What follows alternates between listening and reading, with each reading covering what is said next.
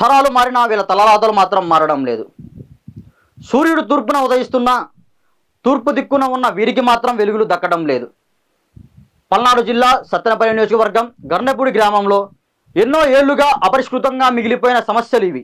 మహానాడు మీడియాని గర్నెపూడి గ్రామ ప్రజలు సంప్రదించడంతో గర్నెపూడి గ్రామ సమస్యలను వెలుగులో తేవడానికి మహానాడు మీడియా ఒక అడుగు ముందుకేస్తుంది. గర్నెపూడి గ్రామ సమస్యలు ఏంటో తెలుసుకుందాం రండి.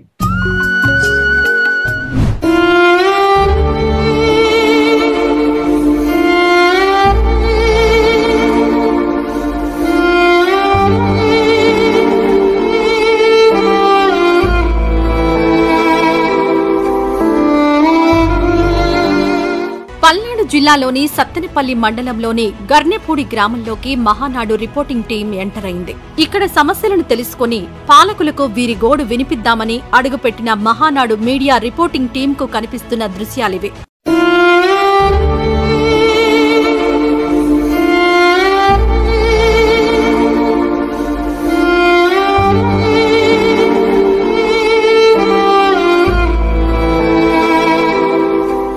అధ్వాన్న పారిశుద్ధ్యం, అస్తవ్యస్త రోడ్లు, మురుగు కాలువలు, తాగునీటి వెతలు, వెలగని వీధి దీపాలు, ఇలా ఒకటా రెండా సమస్యలతోనే తరాలుగా సహవాసం చేస్తున్న ఈ గ్రామ ప్రజల దయనీయ స్థితి ఇది. ఒక గ్రామంలో ఎన్ని సమస్యలుంటాయో అన్ని సమస్యలు ఇక్కడ తిష్టవేశాయి. పల్లె అభివృద్ధిని పట్టాలెక్కిస్తామని పాలకులు పదే పదే ఎన్నికల సమయంలో చెప్పే మాటలన్నీ బుట్టదాఖలయ్యాయని రుజువు చేసే దృశ్యాలివి.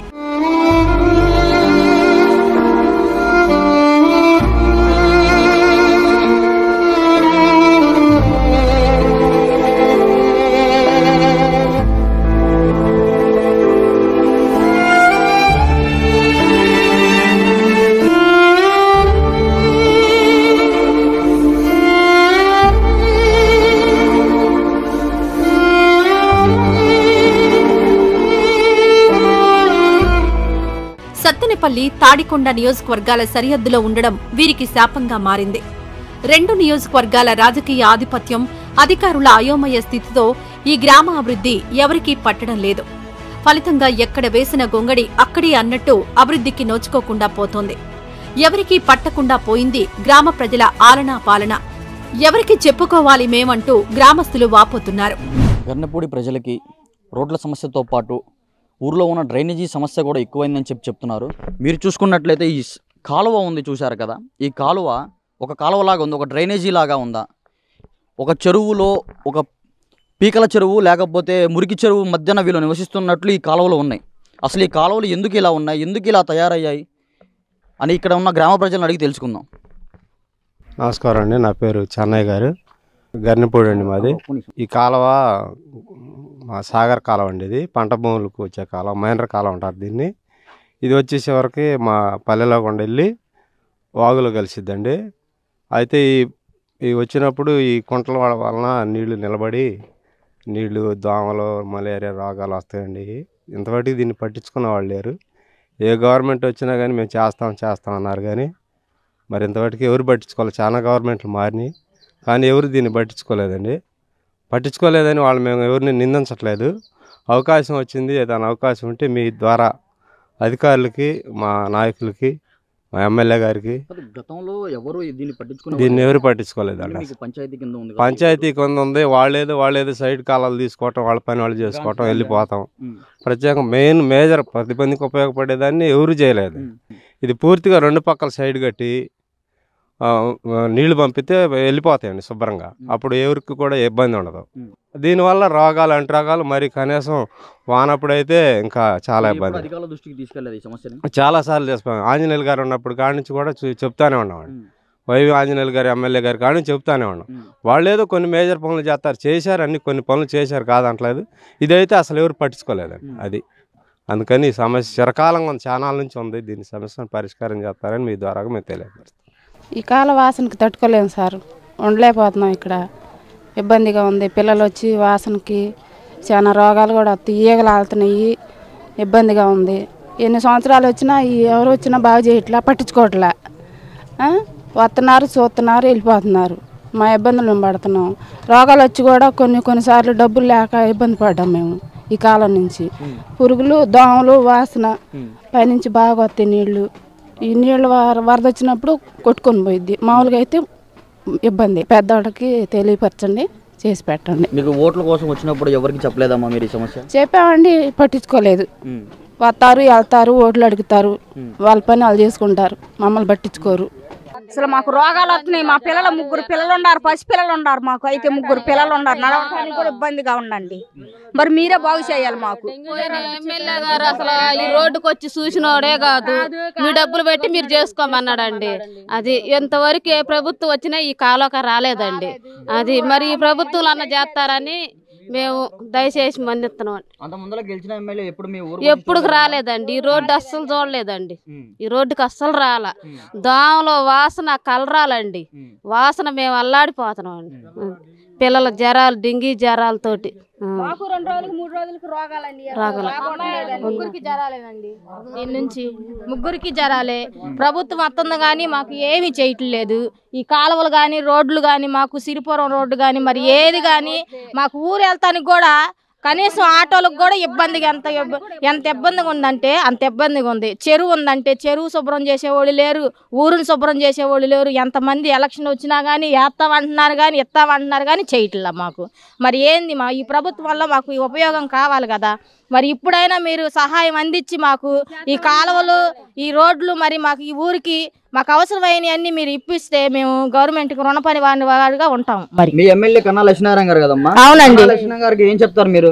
కన్నా లక్ష్మీనారాయణకి మొన్న వచ్చినప్పుడు చెప్పామండి, మేము మురుక్కాళ్ళు ఎట్టుండి, మా రోడ్లు ఎట్టుండి అండి, మరి మా ఊరు అట్టుందండి, చెరువు నీళ్ళు అట్లా ఉండయి, మరి మీరు బాగు చేయండి అని అంటే మేము ప్రభుత్వం వచ్చినాక మేము బాగు చేస్తామమ్మా అని అన్నారు. మరి ఇంతవరకైతే ఏదీ లేదు. ఆయన మరి దయించి మాకు చేస్తే మా ఊరికి మేము ఆయనకు రుణపడి ఉంటాం. ఇదిగో మనం చూస్తున్న రోడ్డు ఈ ఊరికే వెళ్తుంది. నియోజకవర్గ హెడ్ క్వార్టర్స్ కు వెళ్లాలన్నా, ఆస్పత్రి కోసం గుంటూరు వెళ్లాలన్నా ఈ రోడ్డు గుండానే వెళ్లాలి. మారుమూల పల్లెలు సైతం తాచుపాము లాంటి తారు రోడ్డులతో వెలిగిపోతుంటే 1500 మంది ప్రజలు నివాసముండే ఈ గ్రామానికి కనీసం మెటల్ రోడ్డు కూడా సరిగా లేకపోవడం ఆశ్చర్యపరుస్తోంది. స్కూల్ పిల్లలు నిత్యం ఆటోలో ఈ రోడ్డుపైనే వెళ్తున్నారు. దినదిన గండంగా అన్నట్టు ఇక్కడ స్కూల్ పిల్లల పోరాటం సాగుతుంది. ఆటోలో, బైక్ల మీద ప్రయాణంతో నరకం చూస్తున్నారు విద్యార్థులు. ఏం పేర్రా? మిర్సి. స్కూల్ కి డైలీ ఈ రోడ్లోనే వెళ్తావా? డైలీ ఈ రూట్లోనే వెళ్తాం. ఎలా ఉంది స్కూల్ రోడ్డు పరిస్థితి?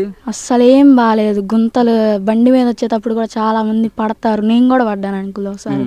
చాలా ఇబ్బందులు పడతాం. స్కూల్కి వెళ్ళడానికి కూడా 18 నిమిషాలు అలా పట్టిద్ది. ఒక్కొక్కసారి స్లిప్ అయ్యే ప్రాబ్లమ్స్ కూడా ఉన్నాయి. ఎంత అంటే స్కూల్ దగ్గర కూడా పనిష్మెంట్లు అవుతుంది, లేట్గా వెళ్తున్నాం కదా. అలానే వెళ్ళడానికి కూడా చాలా ఇబ్బందిగా ఉంది రోడ్డు. గుంటలతో, నీళ్లతో, వాన పడితే ఏం లేదు అసలు. స్లిప్ మంచులో కూడా అక్కడ స్లిప్ అవుతాం. కోళ్లఫారం దగ్గర బండి మీద రావాలంటే తెగ భయం వేసేది పట్టడానికి. సైకిల్ మీద కూడా చాలా భయం వేసేది, పడతామా ఎక్కడన్నా దెబ్బలు తగులుతాయి. అన్నా చెప్పండి, ఈ రోడ్డు ఎన్నాళ్ళ నుంచి ఇలా ఉంది? సుమారుగా 7-8 సంవత్సరాల నుండి ఇలాగే ఉంది. ఎటువంటి ఇబ్బందులు పడుతున్నారు? మీరు డైలీ ఎన్నిసార్లు తిరుగుతారు ఇటు? మినిమం 4-5 సార్లు తిరుగుతామన్నా. మామూలుగా వాన పడ్డప్పుడు ఈ గుంతల్లో అంతా నీరే ఉంటుంది.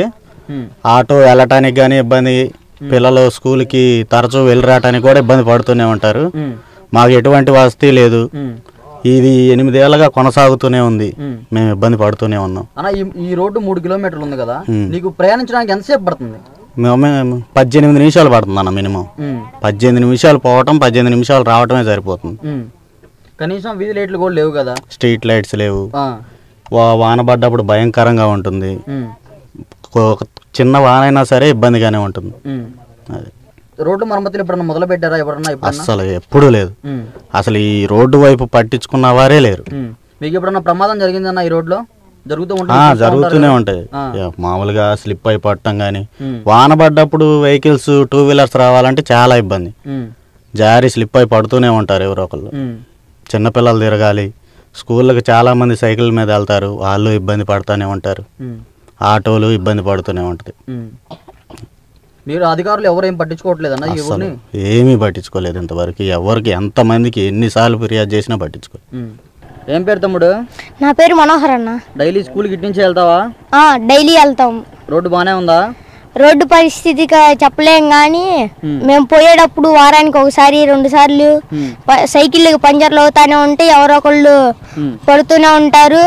అయితే పడినప్పుడు ఏంటంటే మాకు బాగా దెబ్బలు తగులుతూ ఉంటాయి. అయితే ఎవరు పట్టించుకునే వాళ్ళే లేరన్న ఈ రోడ్డు. ఎన్నాళ్ళ నుంచి ఈ రోడ్డు మీద సైకిల్ తొక్కుంటూ వెళ్తున్నావు? నేనా 7 ఏళ్ళు. 7 ఏళ్ళ నుంచి సైకిల్ తొక్కుంటూ వెళ్తున్నావు. స్కూల్కి కరెక్ట్ టైంకి వెళ్తున్నావు? మరి స్కూల్కి అరగంట లేటుగానే పడుతుంది అన్న. అయితే స్కూల్కి అరగంట లేటుగా వెళ్ళినప్పుడు అక్కడ మాకు పనిష్మెంట్స్ టీచర్స్ ఇస్తూ ఉంటారు అన్న. అయితే మేము వాళ్ళకి సమాధానం చెప్పేటప్పుడు రోడ్డు ఇలా ఉందని చెప్పేటప్పుడు టీచర్స్ కూడా రోడ్డు పోపించుకోవాలి, మీరు ప్రభుత్వానికి చెప్పుకోవాలి కదా మీ ఊరు వాళ్ళు అంటారన్న. అయితే మా ఊరు వాళ్ళు కనుక చెప్పినప్పుడు ప్రభుత్వానికి రిక్వెస్ట్ చేసినప్పుడు వాళ్ళ మటుకి ఎవరు పట్టించుకోలేదన్న. మీ ఎమ్మెల్యే గారికి కానీ మీ ఇక్కడ మీ పంచాయతీలో ఉన్న వారికి కానీ ఏం చెప్తావు చెప్పు? ఈ రోడ్డు గురించి చెప్పాలంటే ఏం చెప్తావు?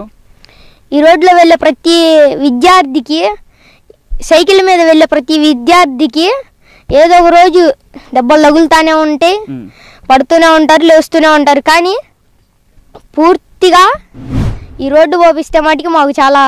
రోడ్డు పోపిమని చెప్పి ఎవరిని అడుగుతావు? ఎమ్మెల్యే గారిని. ఎమ్మెల్యే గారికి చెప్పు. ఏమని చెప్తావు? ఎమ్మెల్యే గారు మాకు ఈ రోడ్డు పోపిస్తే మేము చాలా ఆనందపడతాము. అయితే మటుకి ఈ రోడ్డు పోపిస్తే కొన్ని విద్యాశాఖలు కూడా బాగుంటాయి, విద్య కూడా మాకు బాగా అందుతుంది, మేము కూడా టయానికి వెళ్ళగలుగుతాం. Thank you. ఇక ఈ ఊరి చెరువు నిండా నీళ్లున్నా తాగడానికి పనికి రావడం లేదు. సాగర్ నీటితో చెరువులో పుష్కలంగా నీరు నిండింది. అయితే ఈ నీళ్లు తాగునీటి అవసరాలకు ఉపయోగపడడం లేదు. నీటిని గ్రామంలోని ట్యాంకులోకి శుద్ధి చేసి నిల్వ చేసే వ్యవస్థ చిన్నాభిన్నమైంది. అక్కడంతా అపరిశుభ్ర వాతావరణం నెలకొంది. దీంతో చెరువులో నీరు వృధాయే తప్ప వారి అవసరాలను తీర్చడం లేదు. బాబాయ్ మీ పేరు? బత్తుల శివరామకృష్ణ. ఏంటి బాబాయ్ మీ గన్నెపూడిలో ప్రధాన సమస్యలు ఏంటి? చాలా సమస్యలు అండి. మురుగునీరు బాటలేదు, ఈ వాటర్ ఫిల్టర్ చెత్త, జమ్ పెరిగిందండి. ఫిల్టర్ పాయింట్లో ఊరికి డైరెక్ట్ వెళ్తున్నారు, అవి పట్టించుకోవట్లేదు. బీచింగ్ కూడా వేయట్లేదు. కొన్ని కాలనీ నీళ్ళు కూడా రావట్లా. పాపం కొన్ని మోసుకుంటున్నారు కొంతమంది దూరం ఇళ్ళకి వచ్చి ట్యాపుల దగ్గర పట్టుకుంటున్నారండి. ఇక్కడ పంపు పీకారండి, అది 3 నెలలు అవుతుంది. దాన్ని పట్టించుకుని వెళ్ళేదండి. మామూలుగా బోరింగ్ పంపు ఉందండి, దాన్ని పీకి ఆడేసారు. ఈ చెత్త మరీ దరిద్రంగా ఉండే మంచినీళ్ళు తాగాలంటేనే మహా రోతగా ఉండే, ఎర్రగా అసలు నొట్టె కూడా పోసుకోలేము అట్టుండే. బీచింగ్ వేసి కొంచెం వరుస దాంట్లో జమ్ము ఉందండి ట్యాంకులో, మీరు చూసారుగా. అసలు జమ్ము ఇంటికి కప్పుకోవచ్చు అలాంటిది. ఇప్పుడు 2 టర్న్లు ఉంచండి. ఈ రాంబాబు గారు పట్టించుకోలేదు, అంతకుముందు పేషెంట్లు ఇద్దరు పట్టించుకోలేదు. అంతకుముందు కొంచెం పర్లేదండి, ఇప్పుడు మటుకు వీళ్ళిద్దరు అసలు పట్టించుకోవాలి. ఆపరం డైరెక్ట్ వెళ్తున్నారు. మామూలుగా మటుకు ఫీజులు పెంచుకుంటున్నారు, 100 రూపాయలు తీసుకుంటున్నారు. దాని గురించి పట్టించుకొని చేద్దామని లేదు. ఇప్పుడు తాగాలంటే మరీ వాతగా ఉన్నాయి. కొంతమంది మలేరియా వచ్చినాయండి, ఈ మురుగునీళ్ళు ఇవన్నీ. ఆ స్కూల్ దగ్గర కానీ కొంతమంది పిల్లలకి జ్వరాలు వస్తున్నాయి. ఆ పక్కనే భోజనం చేయాలి, మధ్యాహ్న భోజనం మహా ఇబ్బందిగా ఉంది. అవన్నీ మహానాడు టీవీ ద్వారా మాకు సమస్యలని ప్రభుత్వం తీసుకెళ్ళాలని మనం చేస్తున్నాం. కన్నా గారి ద్వారా మేము చెప్పామండి, చేస్తా అన్నాడు కృష్ణదేవరాయలు గారు. వీళ్ళిద్దరు మళ్ళీ కూడా మీరు కూడా కొంచెం తీసుకొస్తే మేము కలుస్తామండి. అది మాకు బాగా ఈ రోడ్డు ఒకటి సిరిపురం రోడ్డు అండి. పిల్లలు మరీ పోయినసారి పడ్డారండి, యాక్సిడెంట్ అయ్యి చిన్న దెబ్బలు తగిలినాయి. కొంచెం అట్లా ఆటో మరీ లోపల పడితే మహా చనిపోయేవాళ్ళు అండి. పక్కకు పడ్డారు, పొలాల దగ్గర పడేతలకి చిన్న దెబ్బలు పడి లెగిసి వచ్చారు. పర్లేదు కానీ కొంచెం ఆ రోడ్డు మహా ఇబ్బందిగా ఉందండి. లెగిస్తే 30 మంది పిల్లలు వెళ్తున్నారండి. దానికి వెళ్ళాలంటే మహా నరకమే అనిపిస్తుందండి. రోడ్డును 30 గంట పడుతుందండి బండి మీద వెళ్ళాలంటే. మా సమస్యలు తీర్చాలని మహానాడు మీడియా ద్వారా మేము కోరుకుంటున్నామండి. ఓవైపు గ్రామ స్వరాజ్యం అంటూ పెద్ద పెద్ద డైలాగులు పలికిన గత పాలకులు ఈ గ్రామం అభివృద్ధికి కనీస నిధులు కూడా మంజూరు చేయలేదన్నదే నిర్వివాదాంశం. 14వ ఆర్థిక సంఘం, 15వ ఆర్థిక సంఘం నిధులను ఈ గ్రామాభివృద్ధికి ఖర్చు చేసి ఉంటే పరిస్థితి మరోలా ఉండేది. 14వ ఆర్థిక సంఘం నిధులు అప్పటి పాలకుల నిర్లక్ష్యంతో ఖర్చు చేయలేని పరిస్థితి. 15వ ఆర్థిక సంఘం నిధుల కింద కనీసం 5 లక్షల నుంచి 30 లక్షల వరకు గ్రామ పంచాయతీ నిధులు మంజూరయ్యాయి. ఆ నిధులను కూడా ఈ గ్రామాభివృద్ధికి ఖర్చు చేసిన దాఖలాలు కనిపించడం లేదు. వాస్తవానికి ఈ గ్రామంలో 2014-19 కాలంలో అప్పటి ఎమ్మెల్యే కోడెల శివప్రసాద్ సారథ్యంలో కొంత అభివృద్ధి పనులు జరిగాయి. అంతకుముందు ఆ తర్వాత సత్తెనపల్లి నియోజకవర్గంలో ప్రధానంగా ఈ గ్రామంలో అభివృద్ధి మచ్చుకైనా కనిపించలేదు.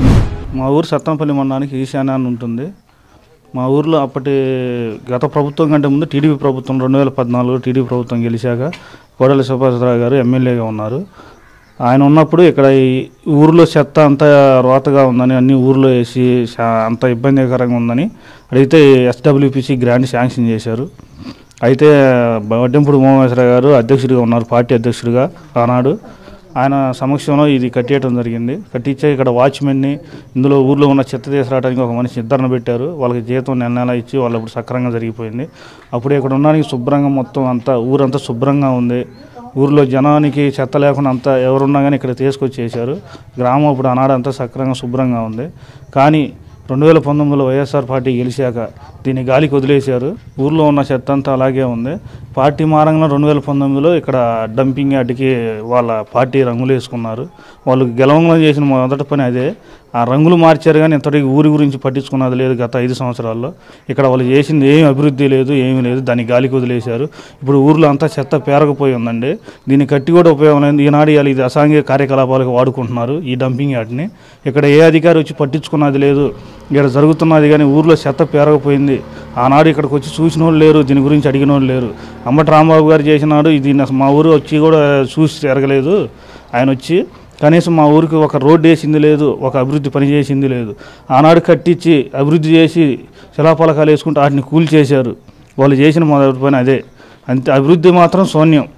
మరి మొన్న జరిగిన ఎలక్షన్స్ అప్పుడు అంబటి రాంబాబు గారు ఇక్కడికి రాలేదా? వచ్చాడు ఎలక్షన్ రోజు వచ్చాడు. ఎలక్షన్ అప్పుడు ఓట్లు ఏమన్నా అడగటానికి వచ్చాడు. పరిస్థితి గురించి చెప్పారా మీ ప్రభుత్వంలో ఇలా తయారైందని? ఆయన గెలిచాక కూడా పోయి 2-3 సార్లు పోయి అడిగారు. డబ్బులు ఉండే మీ దగ్గర ఎవరికాడ ఉంటే వేయించుకోండి అని అన్నాడు ఆయన. ఈ ఊర్లో గ్రామస్తులు అడిగితే ఆయన చేసింది ఏం లేదు. ఇటు సంగతి మా ఊర్లో ఈ సమస్య ఉంది, ఈ రోడ్డు ఏమనంటే మీ దగ్గర డబ్బులు ఉంటే మీరు వేసుకొని చేయండి అని సమాధానం చెప్పాడు. మరి ప్రభుత్వం నుంచి ఏం కోరుకుంటున్నారు? ఈ ప్రభుత్వం నుంచి మళ్ళీ గతంలో 2014లో ఏ ఉద్దేశంతో అయితే ఈ డంపింగ్ యార్డ్ని కట్టారు ఆ ఉద్దేశంతోనే మళ్ళీ పూర్వ వైభవం తీసుకురావాలని, ఊర్లో చెత్త లేకుండా మళ్ళీ దీన్ని శుభ్రంగా చేసి అధికారులు దాన్ని పూనుకోవాలని మేము కోరుకుంటున్నామండి. మట్టిని నమ్ముకొని సాగు చేస్తున్న రైతన్నలు, రైతు కూలీలు, రోజువారీ పనులు చేసుకునే కూలీలు ఈ గ్రామంలో ఎక్కువగా నివసిస్తుంటారు. అలాంటి వారందరికీ ఈ గ్రామంలో సమస్యలను తీర్చే నాదుడే కనిపించక మహానాడు మీడియాకు తమ గోడు చెప్పుకున్నారు. వారి మాటల్లోనే విందాం వారి సమస్యలను. పెద్దనా మీ పేరు? సుబ్బారావు అండి. ఈ రోడ్లో ఎన్నిసార్లు తిరుగుతారు? తిరుగుతాం, రోజుకు 4 సార్లు 3 సార్లు. ఎందుకు? Water problem. మీ ఊర్లో వాటర్ లేవా? వాటర్ లేవు. ఎక్కడి నుంచి తెచ్చుకుంటారు? ఇక్కడ గుడి కాడ నుంచి తీసుకొస్తాం. బోర్ వేసారు పొలారం గుడి కాడ నుంచి తెచ్చుకుంటాం. అయ్యి అలవాటైంది బాగా. మరి ఎలా ఉంది ఈ రోడ్ల పరిస్థితి? ఏంటి, ఎన్నాళ్ళ నుంచి ఇలా ఉంది? రోడ్డు అయితే బాగలేదు, క్షణాలు పెట్టింతే ఉంది. ఇంకట్నే పోతాను, దీన్ని పట్టించుకుని నాదురు లేరు. అది గత ప్రభుత్వంలో గత ఎమ్మెల్యే ఏం చేయలేదా? ఏం చేయలేదు, రావటం కూడా లేదు, అసలు గ్రామానికి రావటం కూడా లేదు. ఒకసారి వచ్చాడు అంతే. మరి ఈ ప్రభుత్వం అన్న ఈ రోడ్డు వేసి నిర్మిస్తుందని మీరు అనుకుంటున్నారా? అనుకుంటున్నాం, ఏం జరిగిద్దో తెలియదు. మీ ఎమ్మెల్యే గారికి చెప్పాలనుకుంటే ఏం చెప్తారు? ఇది పరిస్థితి అని చూద్దాం. రోడ్డు బాగలేదు, పొదేసినది 24 గంటలు 24 hours పోవాల్సి ఉంది, తప్పదు మాకు. మరి మీ దయ వల్ల మా రోడ్డు ఏమైనా అడుగుతాం. ఈ రోడ్డు పరిస్థితి ఆందోళనగా ఉంది.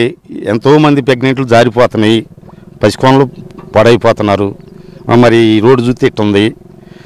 బైకులు కూడా సక్రంగా పోవట్లేదు, నడువులు పోతున్నాయి. రోజుకు ఒక పంచర్ పడుతుంది ఈ ఘాట్ల మీద. స్పీడ్గా వెళ్ళాది కావట్లేదు, అర్జెంట్ పని కోసం అయిపోయి ఆగిపోతున్నాము. అది మా పరిస్థితి. ఈ పట్టు 5 సంవత్సరాలు 6 సంవత్సరాలు పెట్టింది ఇది. ఏం రూపాయి పని చేయాల, గత ప్రభుత్వం రూపాయి పని చేయలే ఇక్కడ. అడిగారు, ఇదిగో అంటున్నాడు, అదిగో అన్నాడు, ఇంకంతే సంగతిలో పట్టించుకున్నాడు లేరు. తరాలు మారినా వీరి తలరాతలు మారడం లేదు అన్నట్టుగా 3 తరాల వారు ఈ గ్రామంలో సమస్యలకు సజీవ సాక్ష్యంగా నిలుస్తున్నారు. ఎన్నికలప్పుడు హడావుడిగా వచ్చి ఇక్కడ ప్రచారం చేసుకోవడం, హామీలివ్వడమే తప్ప సమస్యలకు ఒక శాశ్వత పరిష్కారం చూపే ప్రయత్నం మాత్రం చేయకపోవడం దురదృష్టకరం. అలాంటి వారికి కనువిప్పు కలిగించి ఈ సమస్యలను ఆయా అధికారులకు, పాలకుల చెవిన పడేలా వినిపించడం, ఇక్కడ దయనీయ దృశ్యాలను వారి దృష్టికి తీసుకెళ్లడమే మహానాడు మీడియా లక్ష్యం. నరసరావుపేట ఎంపీ లావు కృష్ణదేవరాయలు, ఎమ్మెల్యే కన్నా లక్ష్మీనారాయణ కూటమి ప్రభుత్వంలో కీలక నేతలుగా ఉన్నారు. ఈ నేతల దృష్టికి ఈ సమస్యలను తీసుకువెళ్లడం, సమస్యలకు పరిష్కారం చూపడం మా ముందున్న బాధ్యత. ఈ సమస్యలకు పరిష్కారం కనుగొని మళ్లీ మీ ముందుకొస్తుంది మహానాడు మీడియా. అందరికీ నమస్కారం. నా పేరు తిరుమల కోటేశ్వర. నేను ఈ వార్డు నెంబర్నే, బూత్ కన్వీనర్నే. మా గ్రామంలో అనేకమైన సమస్యలు ఉన్నాయి. ఆ సమస్యల్లో ప్రధాన సమస్య ఈ రోడ్డు. ఇక్కడ ఎంపీపీ స్కూల్ ఉంది. ఆ స్కూల్కి ఎంతోమంది పిల్లలు వస్తున్నారు, పోతున్నారు. డెంగ్యూ, మలేరియా జ్వరాలు వస్తున్నాయి. అయినా కానీ పట్టించుకోవాలి 5 సంవత్సరాలు. ఈ సైడ్ కాలాలు తీయమని ఎన్నోసార్లు ఎంపీ గారికి, ఎండీ గారికి, ఎంఆర్ఓ గారికి, ఎమ్మెల్యే గారికి అందరికీ ఆర్జీలు పెట్టాం. ఇంతవాడికి 5 సంవత్సరాలు పెట్టి నిర్లక్ష్యంగా వదిలేశారు. ఎంతోమంది అధికారులు వస్తున్నారు, పోతున్నారు, కానీ సమస్యను పరిష్కారం చేయట్లా.